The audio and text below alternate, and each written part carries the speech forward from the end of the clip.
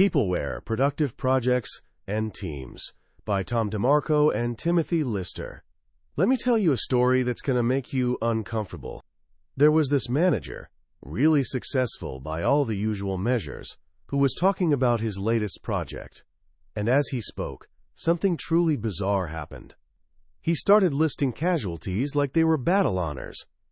2 divorces, both directly caused by the crushing overtime.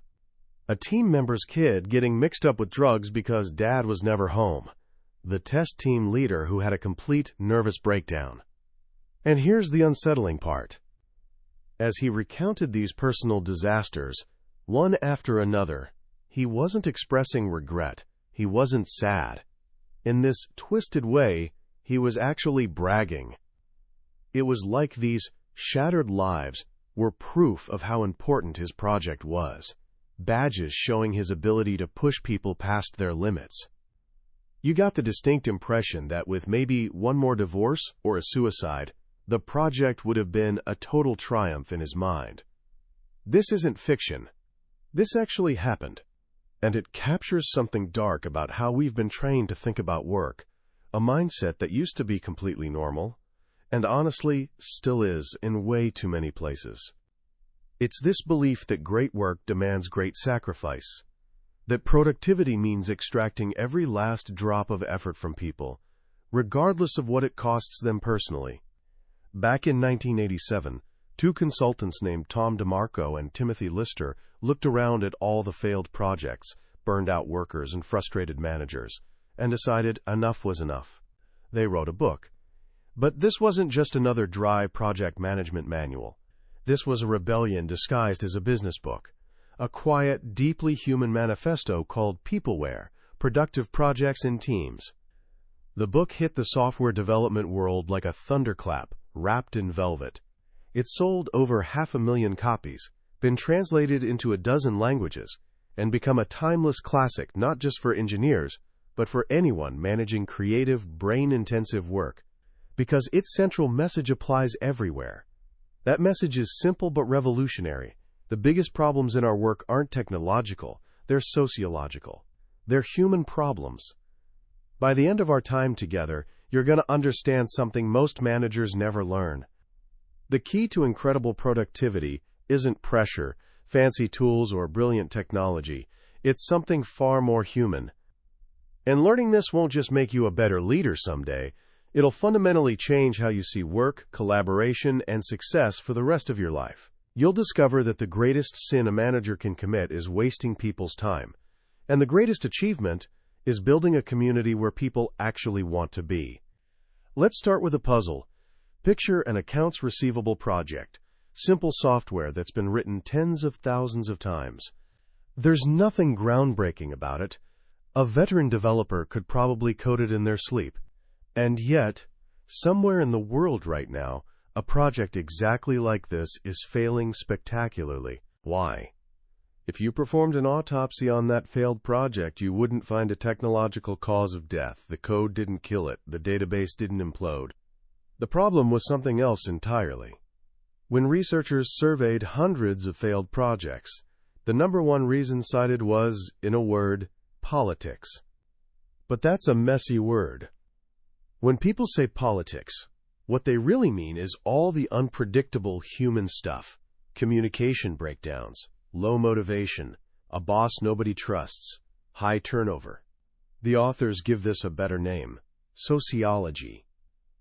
And here we arrive at the central thesis of Peopleware.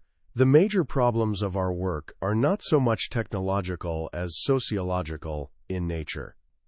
This might sound obvious, but if it's so obvious, why do we act like the opposite is true? The authors call this the high-tech illusion. We believe that because we work with computers or advanced technology, we're in a high-tech business. But most of us aren't. We're appliers of technology. Our real business, the day-to-day work of building something new, is the business of human communication. Successes come from good human interactions. Failures come from poor ones. So why do managers focus on technology instead of people? The answer is brutally simple: because it's easier. It's way simpler to figure out how to install a new server than to figure out why Sarah, your star programmer, seems disengaged and unhappy. It's like that old vaudeville joke about the guy searching for his lost keys. A cop finds him on his hands and knees under a street lamp. "Did you lose your keys here?" the officer asks. "No," the man replies. "I lost them in that dark alley over there." Confused, the cop asks, "Then why are you looking here?" The man looks up and says, "Because the light is better." We focus on technology not because that's where our problems are, but because the light is better there. It's comfortable and predictable. Peopleware asks us to be brave enough to step into the dark alley, where the real problems and the real solutions are hiding. To understand the root of so many management mistakes, the authors introduce a powerful concept: the make a cheeseburger, sell a cheeseburger mentality. Imagine you're managing a fast food franchise. Your goal is efficiency, consistency, and predictability. It makes total sense to standardize every procedure, squeeze out every error, and treat workers as interchangeable parts of a well-oiled machine. You optimize for the steady state. The problem is, this assembly line thinking has infected the world of creative, knowledge-based work, and it's a complete disaster. Managing people who think for a living requires almost the exact opposite approach. The cheeseburger mentality says, squeeze out error. But in creative work, mistakes aren't just inevitable, they're necessary. A team that isn't allowed to fail won't take risks. They won't try the unconventional idea that might lead to a breakthrough. The authors argue that managers should almost set a quota for errors. You should ask your people about the dead ends they've explored, and make it clear that none is not the best answer. When someone tries something and it doesn't work out, they should be congratulated for having the courage to explore. That's part of what they're being paid for. The cheeseburger mentality says, treat workers as interchangeable. Managers often convince themselves that nobody's irreplaceable. They act like there's a magical people store they can call up to order a replacement employee, just like a spare part for a machine. But this completely ignores the one thing that creates magic in a project: human chemistry. People aren't parts. Their uniqueness, their quirks, their individual talents. These aren't annoyances to be managed away. They're assets to be cultivated. A manager once complained to the authors about a brilliant employee. He couldn't figure out what she added to projects. She's not a great developer or tester, he said. But after digging a little, a fascinating fact emerged. In her 12 years at the company, this woman had never worked on a project that was anything other than a huge success. She was a catalyst. Teams just worked better when she was around. They communicated more smoothly. They had more fun. She helped them gel. The manager, stuck in his cheeseburger mindset, couldn't see the value of a catalyst. He was looking for someone who could make the burgers, not someone who made the whole kitchen a better place to be. And finally, the cheeseburger mentality says optimize the steady state, but a project's entire purpose is to put itself out of business. The only steady state in the life of a project is rigor mortis. The focus must always be on the dynamics of the effort, not on creating a repeatable, factory-like process. This assembly line thinking leads to one of the most common and destructive management tactics: the belief that the only way to get more done is to make people work harder and longer. This brings us to what the authors call the Spanish theory of management. Centuries ago, historians identified two competing theories of value. The Spanish theory held that there was a fixed amount of wealth in the world. The path to riches was to get better at extracting it, from the ground, or from other people's labor. The English theory, on the other hand, held that value could be created through ingenuity and technology. So while the Spanish were shipping gold back from the New World and causing massive inflation, the English were having an industrial revolution. The Spanish theory is alive and well in management today. It's the mindset that sees productivity not as achieving more in an hour of work, but as extracting more work for an hour of pay. And the favorite tool of the Spanish theory manager is unpaid overtime. They bully and guilt their people into working nights and weekends. They invent arbitrary deadlines and frame them as life-or-death situations. They try to trick people into working 80-hour weeks while pretending, for accounting purposes, that it was only 40. But here's the catch. For salaried workers doing creative work, sustained overtime is a myth. The authors make a bold claim. There's an hour of undertime for every hour of overtime. Undertime is the invisible compensation. It's time spent on personal calls, in long bull sessions, staring blankly at the screen, or just resting. Nobody can work at the intense, creative level required for knowledge work for much more than 40 hours a week, week after week. Overtime is like sprinting. It makes sense for the last 100 yards of a marathon, but if you start sprinting in the first mile, you're just burning yourself out. The best workers know this. They roll their eyes when the manager raves about an impossible deadline, and they take their compensatory undertime whenever they can. The ones who don't are the workaholics. They'll put in the long hours, but only for a while. Sooner or later, even the most dedicated workaholic hears a voice inside them, the voice from that Billy Joel song that gives a chapter its title, Vienna Waits for You.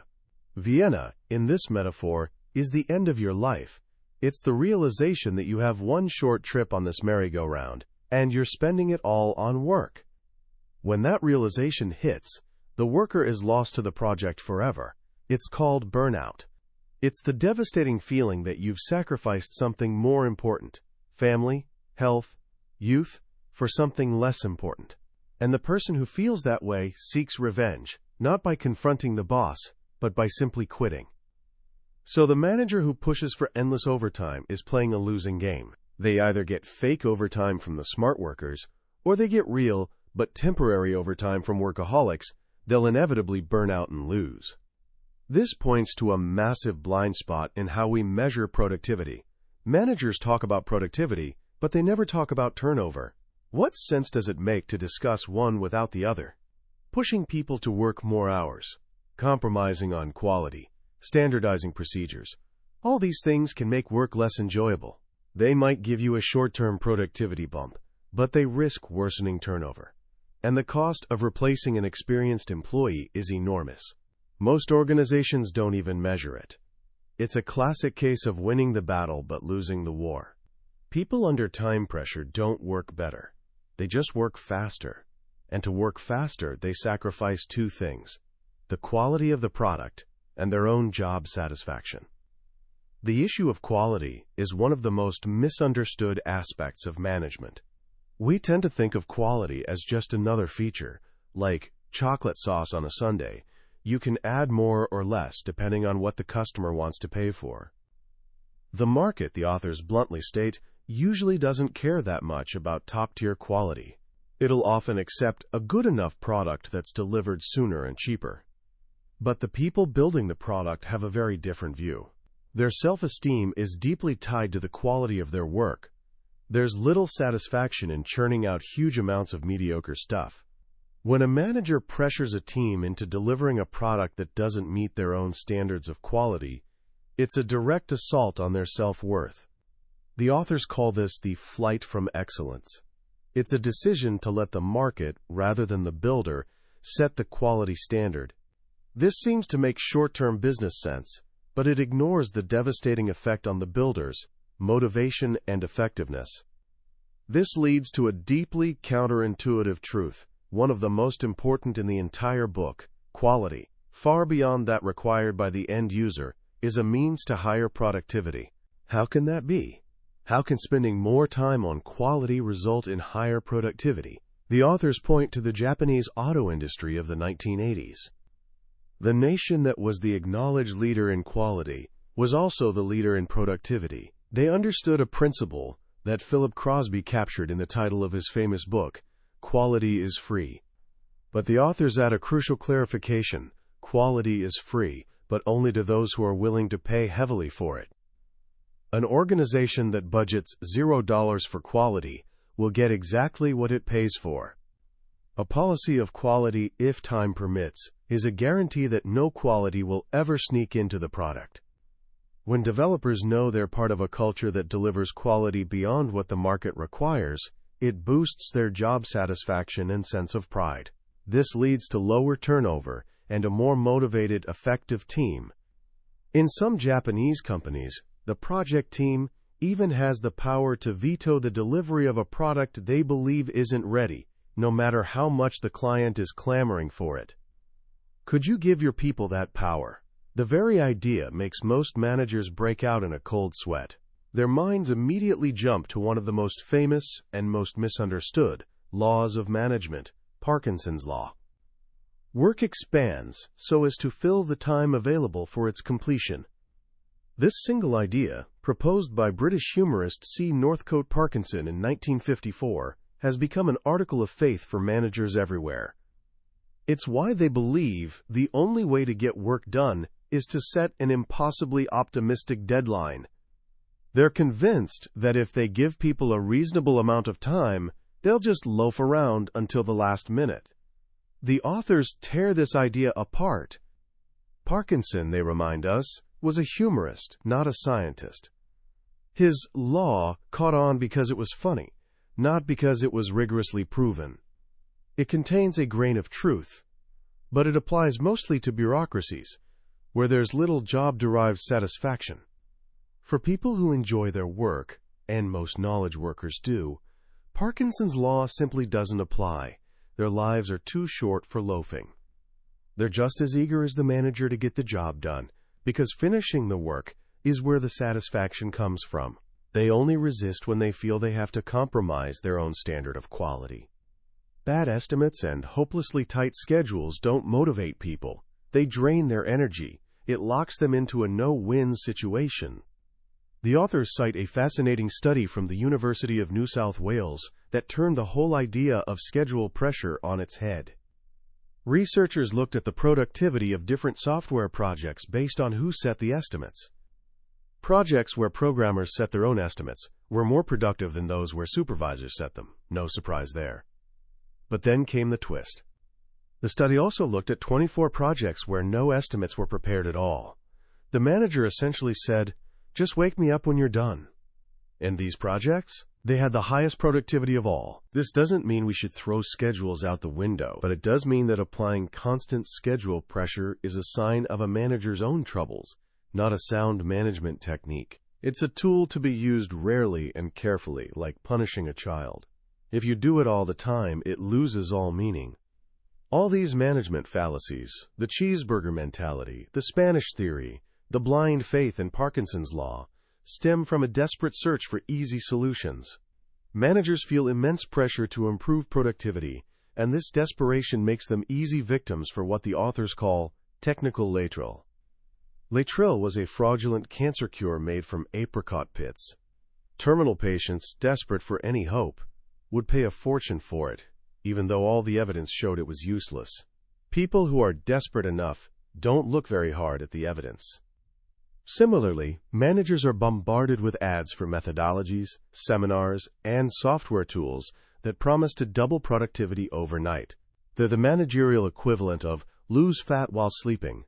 The authors call these the 7 sirens of software management, false hopes that lure managers away from the hard, human work that actually matters.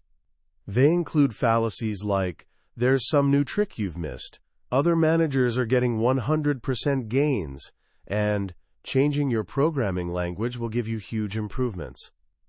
These are all illusions. The real gains in productivity don't come from a magical new tool.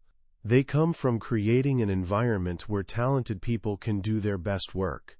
And the manager's true function is not to make people work, but to make it possible for people to work. This brings us to one of the most overlooked yet most critical factors in productivity, the physical office environment. There's a common saying among developers in every industry: you never get anything done around here between 9 and 5. People come in early, they stay late, they take work home, they even call in sick on the day before a big deadline just so they can work in peace. This should be a damning indictment of the office environment. Yet somehow, everyone knows this is true, and nobody does anything about it. The authors tell a story about a manager at a large California company. His company had surveyed its programmers, and the number one problem they cited was the work environment. They were upset about the noise. When asked what steps the company had taken to fix this, the manager replied, "Oh, we couldn't do anything about that. That's outside our control." It was as if the programmers had complained that there was too much gravity. Management had defaulted on its responsibility. This default is often driven by a group the authors call the furniture police. This is the department in every large company that controls the office space. Their goal isn't productivity, but uniformity and cost control. They're the ones who design beautiful, modular, perfectly uniform office layouts, where nobody can tell if they're on the 5th floor or the 6th, and where nobody can get any work done. They're the architects of the uniform plastic basement, vast open-plan offices where the most valuable real estate, the windows, are relegated to corridors that nobody ever walks down. People work better in natural light, but the furniture police's obsession with uniformity trumps human needs every time. These workspaces are noisy, interruptive, and sterile, and they're a productivity disaster. To prove this, the authors turned to a fascinating experiment they conducted for years, called the Coding War Games. They had pairs of developers from over 90 different companies compete to complete the same programming task. The participants worked in their own offices, using their own tools, during normal work hours. The results were stunning. First, they confirmed a huge difference in individual performance. The best people consistently outperformed the worst by a factor of 10 to 1. And the best performer was about 2.5 times better than the median. This wasn't a surprise. The surprise came when they looked for correlations. What factors explained this huge difference? It wasn't salary. It wasn't years of experience. It wasn't the programming language they used. The one factor that correlated more strongly than any other was the quality of the physical workspace. The top performers, the people in the top quartile who finished fastest and with the fewest defects, worked in space that was substantially different from the bottom quartile.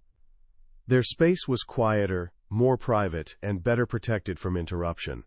They had more of it, an average of 78 square feet of dedicated space, compared to only 46 for the bottom performers. And a staggering 62% of the worst performers said they were often interrupted, compared to only 19% of the top performers. The data was clear. A policy of defaulting on the workplace is a colossal mistake. Saving money on space is often penny-wise and pound-foolish. The authors calculate that the entire cost of a developer's workspace is a tiny fraction, maybe 6 to 16% of their salary and benefits. The ratio of investment in the person to investment in their space can be as high as 20 to 1. Trying to save a small portion of that $1 for space risks sacrificing a large portion of the $20 invested in the person. The enemy of productivity is interruption. To understand why, we need to talk about a psychological state that the authors call flow. Flow is that condition of deep, almost meditative involvement in a task. Time seems to disappear. You look up, and 3 hours have passed. The work just seems to flow.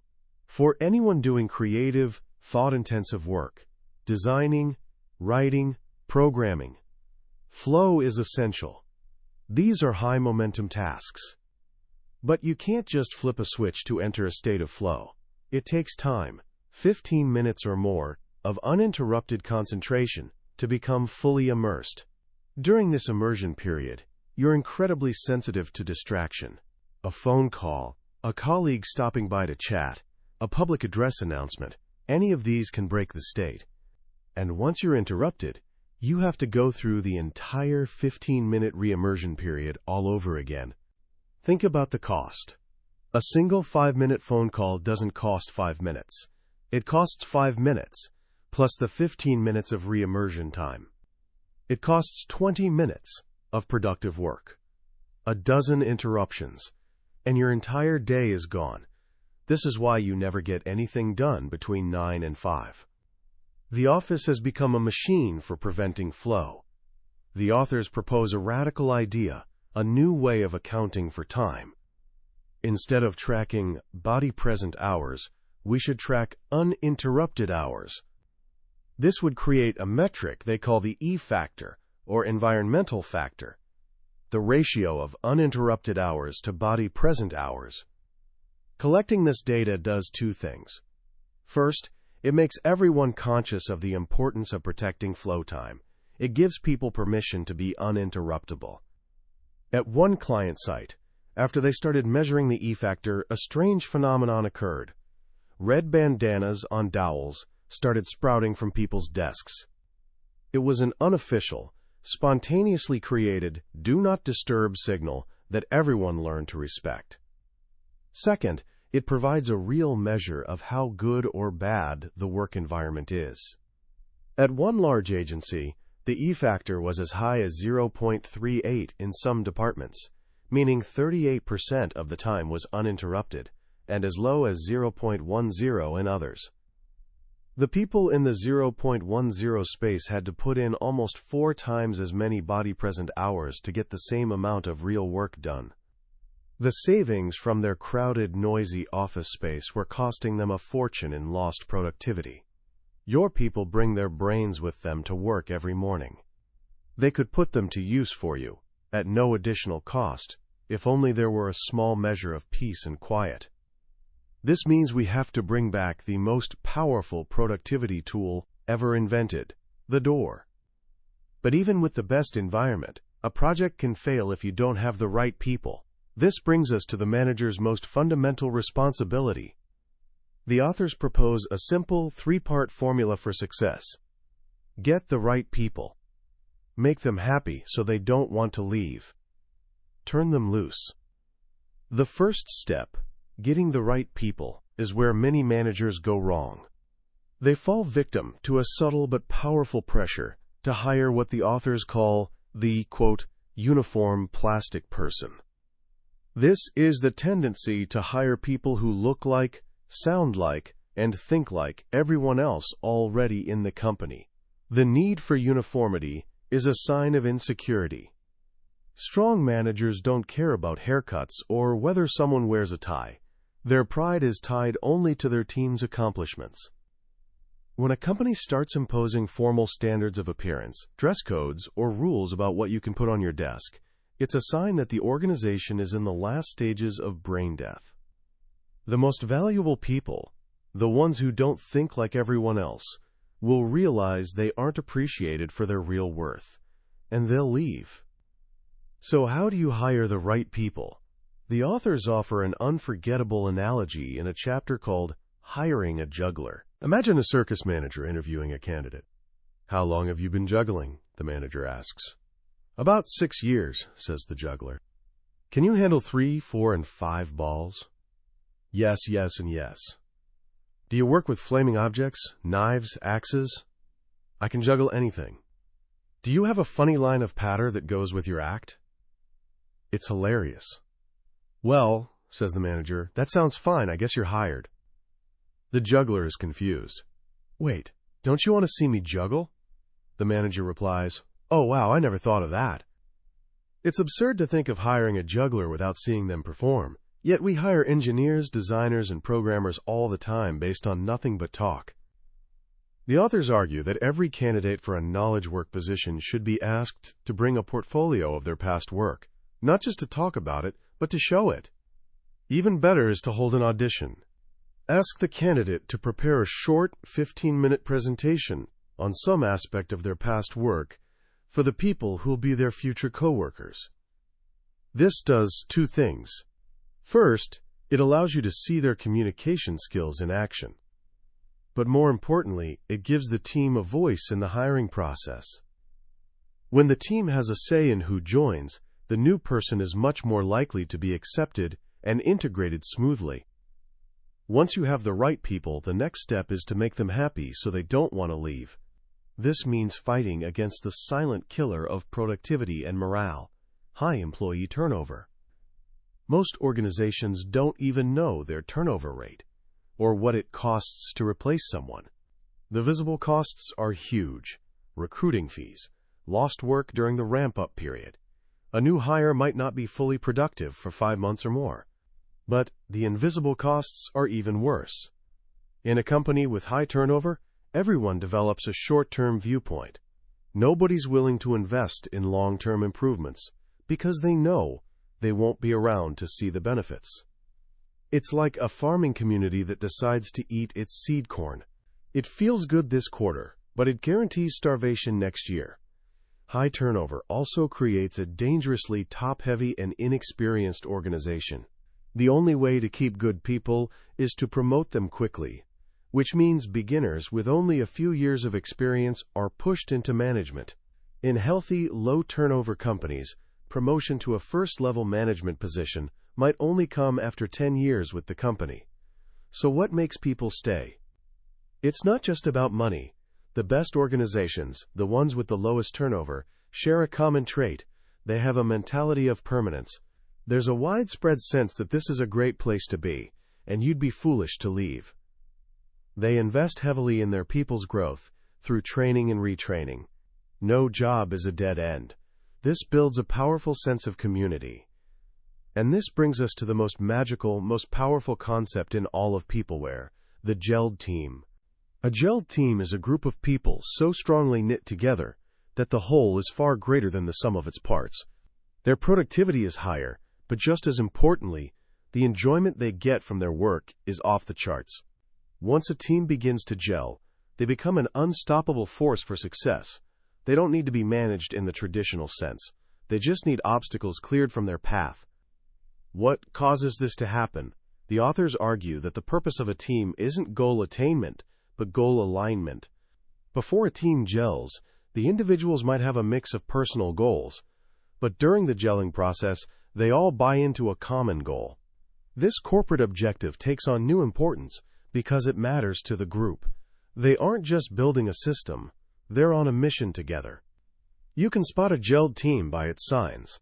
They have a strong sense of identity, often with a colorful name. They have a sense of eliteness, a cocky, we're the best attitude. There's a feeling of joint ownership of the product they're building. And most of all, there's an obvious enjoyment that people take in their work. To make this concept real, the authors tell the legendary story of the Black Team from the early days of a large computer company. This company was having trouble with software bugs. They formed a special group of their most talented testers to do the final checks on critical software. At first, they were just a group of good testers. But then, something magical started to happen. The team began to develop a personality. They adopted an adversary philosophy, seeing themselves not as helping the developers, but as destroying their code. They delighted in finding bugs. They began to cultivate an image of nastiness. They started dressing in black. They would cackle horribly whenever a program failed. Bringing your code to the Black Team was like appearing before a tribunal of merciless judges. They were fiends, destroyers, and the company was thrilled. Every defect they found was one the customers wouldn't. The team became a legend. People were jealous of the fun they were having. The team had gelled around this unique, elite identity. And here's the most amazing part. Over time, all the original members left and were replaced. But the Black Team survived. The personality, the energy, the culture of the team was so strong that it outlasted its founding members. The magic of a gelled team is the most powerful force a manager can unleash. Unfortunately, you can't make a team gel. It's a fragile, organic process. You can't build a team. You can only grow one. You enrich the soil, plant the seeds, and hope for the best. But while you can't force a team to gel, you can certainly kill its chances. The authors introduce a grimly familiar concept they call teamicide. These are the common management practices that are guaranteed to prevent a team from forming. The list includes defensive management. A manager who doesn't trust their people sends a clear message that poisons any chance of a team forming. The only freedom that has any meaning is the freedom to proceed differently from how your manager would have. Bureaucracy, mindless paperwork, demotivates people and makes them feel like their real work isn't valued. Physical separation, scattering a team across different floors or buildings, kills the casual interaction necessary for bonds to form. Fragmentation of time, assigning people to multiple projects at once, ensures they can't fully commit to any single team. Quality reduction. Forcing a team to build a shoddy product undermines their self-esteem and destroys any sense of joint accomplishment. Phony deadlines. Setting impossible deadlines that everyone knows are a lie shows a profound disrespect for the team. Motivational posters. Those glossy posters about teamwork and quality are a triumph of form over substance. They send a clear message. Management thinks these virtues can be achieved with a poster instead of with hard work and real talent. Extended overtime. As we saw, this can pry a team apart, creating resentment between those who can put in the extra hours and those who can't. If these are the ways to kill a team, how do you create the conditions for one to grow? The authors tell a simple, beautiful story of a spaghetti dinner. A manager about to start a new project invites the team to her house for dinner. When they arrive, she admits she hasn't had time to cook and suggests they all walk to the supermarket to get the ingredients for a spaghetti dinner. At the store, nobody takes charge. Little by little, people start taking initiative. One person grabs salad fixings. 2 others start discussing the sauce. Another decides to make garlic bread. Back at the house, they gravitate to the kitchen, and a meal slowly comes together. Before a single day has been billed to the project, they've had their first success as a group. The manager didn't direct it. She was a catalyst. She created an opportunity for a small, easy, joint success. This is the art of growing teams. Good managers are constantly providing these opportunities, making sure the team gets into the habit of succeeding together. This requires a management style the authors call open kimono. It's the opposite of defensive management. It's a willingness to be vulnerable, to trust your people, and to put your own reputation in their hands. It's knowing that you can't give direction to your best people, the ones the authors call free electrons. These are the gurus, the fellows, the entrepreneurs who've progressed to the point where their own sense of direction is better for the organization than anything that could come down from above. Your job is to get out of their way. Ultimately, all of these ideas point to a single, profound goal: the making of community. In a world where our towns and neighborhoods often no longer provide a strong sense of belonging, the workplace has become our best, and sometimes only, chance to find it. Building this community isn't about office politics in the sleazy sense. It's about politics in the noble Aristotelian sense, the science of creating and managing healthy groups. This is the highest calling of a manager. An organization that succeeds in building a satisfying community keeps its people. The investment in human capital is retained. People don't want to leave, and when they do, they time their departures to cause the least disruption, often waiting until a project is finished. This single effect is worth more than all the process improvement programs in the world. And when you look back on your career, what will you be most proud of? The systems you built, the deadlines you met, or will it be that you succeeded in creating a place where people felt they belonged? A place where they did their best work and had fun doing it. This, the authors conclude, is the real art. It's what the best managers do. They don't just manage projects, they build communities. Reading Peopleware today is a strange and slightly bittersweet experience. It's strange because the ideas feel so modern, so relevant, so desperately needed in today's world of open-plan offices, constant digital distraction, and the relentless pressure to do more with less. And it's bittersweet for the exact same reason. This book was written decades ago, and yet the problems it describes, the furniture police, the Spanish theory of management, the tragedy of teamicide, are not only still with us, they seem to have become even more entrenched. The open-plan office, which the authors rightly identified as a productivity disaster, has become the default for countless companies. The high-tech illusion is stronger than ever, with many organizations still chasing the next magical tool, the next silver bullet methodology, while ignoring the fundamental human needs of their people. What DeMarco and Lister did was give a voice, and hard data, to the intuitive feelings that every knowledge worker has. We know we can't think when it's noisy. We know we do our best work when we're trusted and left alone. We know that working with a great team feels less like work and more like a shared adventure. But in a world that worships metrics and process, these human truths can feel soft, unquantifiable, and easy to dismiss. Peopleware gave them weight. it made them undeniable. The book's most powerful and enduring lesson is that management is, at its core, a deeply human activity. It's not about control, but about creating conditions for success. It's not about maximizing efficiency in the short term, but about nurturing a healthy, sustainable, and productive culture in the long term. It is, in a sense, a form of gardening. A great manager knows you can't force a plant to grow by pulling on it. You can only tend the soil, provide water and light, and protect it from harm. So how can you start applying these timeless lessons today? Here are a few simple ideas. First, for 1 week, become your own researcher. Keep a simple log of your uninterrupted hours. How many times in a day or a week do you get to experience that state of flow for more than 15 minutes at a time? This simple act of measurement will give you a powerful new perspective on your own work environment and the hidden costs of interruption. You don't need a manager's permission to do this. It's your time. Start by understanding where it truly goes. Second, if you ever find yourself leading a group project, even a small one for school, try the spaghetti dinner principle. Before you dive into the main task, find one small, low-stakes, and even fun thing that you can all succeed at together. It could be anything: designing a team logo, coming up with a team name, or even just collectively deciding where to order pizza from. That first small, shared success is the seed from which a gelled team can grow. Finally, embrace the idea of, quote, constructive disorder. The world will give you plenty of pressure to conform, to follow the rules, to be a professional in the blandest sense of the word. Peopleware teaches us that breakthroughs, creativity, and even fun come from shaking things up. Ask yourself, what's one small thing you can do differently?